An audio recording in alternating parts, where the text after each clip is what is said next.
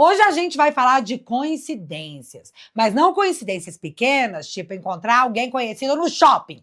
Estamos falando de coincidências do tipo: o relator do caso conhece todo mundo do caso, o dinheiro do caso aparece perto da família do relator.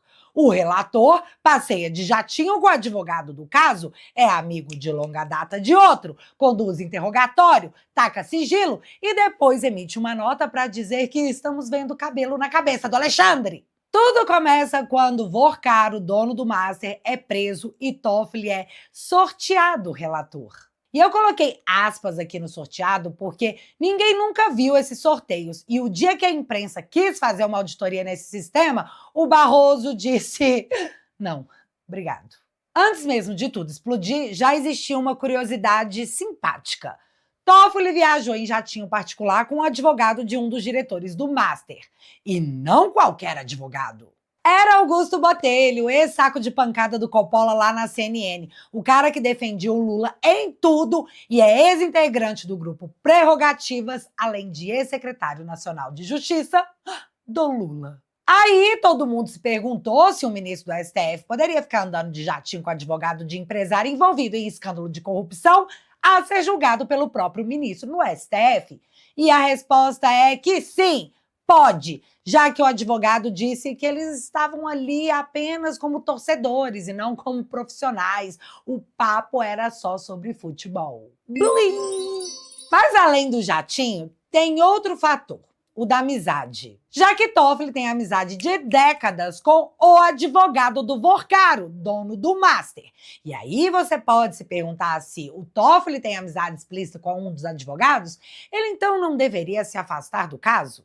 E a resposta é não, nem se ficar feio demais. E seguimos, porque essa era só as alegações chatas. Bora pesar esse ambiente. Existe um resort chamado Tayaya, e esse resort é muito frequentado por Toffoli, que aparece em vídeos, festas, encontros, e que tem empresas ligadas a parente do próprio ministro. Quais parentes? Os irmãos do Toffoli, por meio de uma empresa chamada Maridit Participações, mas também um primo do ministro que aparece controlando outras empresas do resort. Aí você se pergunta, então o resort é da família. E eu tenho que te responder, calma. De fato, empresas ligadas à família participavam do negócio. Vamos dizer assim, para ninguém ser preso nesse canal. Mas agora segura. Um fundo de investimentos entra no jogo. E esse fundo é ligado ao cunhado do dono do Banco Master. Aí ele vai lá e investe milhões justamente na empresa dos irmãos do Toffoli, que tinham 1/3 do resort. E aí a conclusão de todos seria: o dinheiro do banco investigado foi parar no negócio da família do juiz que julga o banco? Cara, isso seria grave se fosse simples assim. Então bora complicar. O dinheiro não veio direto do Banco Master. O dinheiro fez meio um parkour, sabe? O Fundo Leal, que era do irmão do Vorkaro, mandou dinheiro para o Fundo Arlen, que também era controlado pelo cunhado do Vorkaro.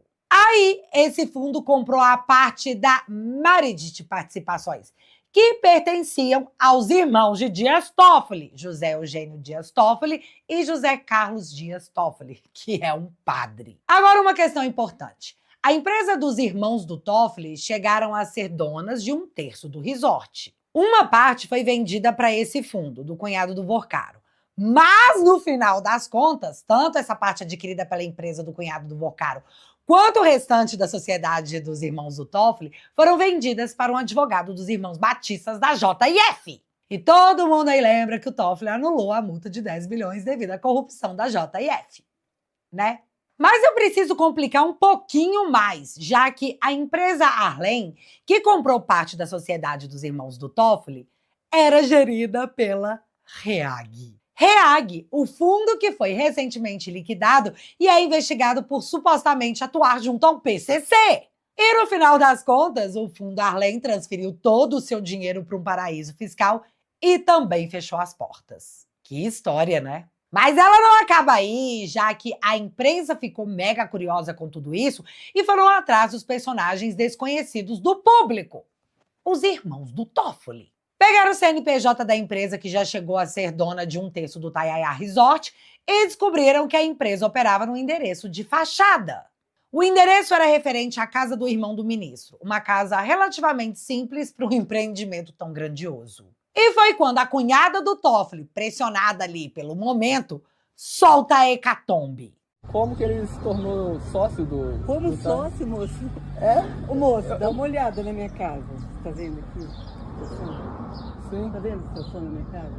Mas é que Você o acha que documento da junta eu não tenho comercial... nem dinheiro pra arrumar minhas coisas da minha casa? Se você entrar dentro, você vai ficar assustado. Cara, a cunhada do Toffoli tá dizendo que não tem dinheiro para arrumar a casa. E aqui House of Togas começa a virar comédia pastelão, porque se o irmão do Toffoli não era o dono do resort, quem era? Outra coisa, como assim ela não sabe da empresa? Porque ela fala, tipo, oi? Meredith? Nunca vi? E a sede era na casa dela. Estranho demais, galera. E aí eu sou obrigada a refazer a pergunta. Se partes do resort não eram dos irmãos do Toffoli, de quem era? Outra coisa. Até 2020, antes de adquirir o resort, os irmãos do Toffoli tinham em patrimônio 380 mil reais. De onde eles tiraram dinheiro para comprar 1/3 do Taiaiá, um resort de luxo? Hein? Que mega salto de patrimônio. Me lembrou muito o filho do Lula, que foi de funcionário do zoológico a mega empresário. Mas o que eu achei mais chato aí é que a esposa não sabia o que estava rolando e que a sua casa financiada estava sendo usada de sede de uma empresa de fachada. Bem chato isso aí.